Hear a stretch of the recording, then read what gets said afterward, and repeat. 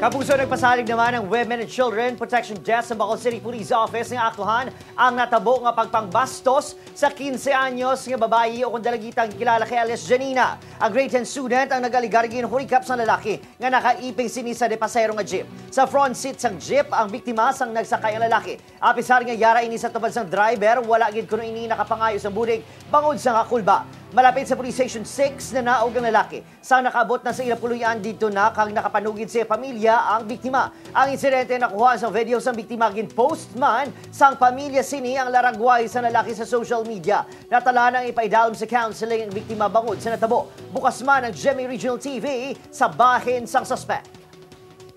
Yung ado gapangalot sa Blahaw. Pero ang iya kamot ara sa akon nga chest. Diri na yun, no. Gina-press siya, hindi way siya gapangalot.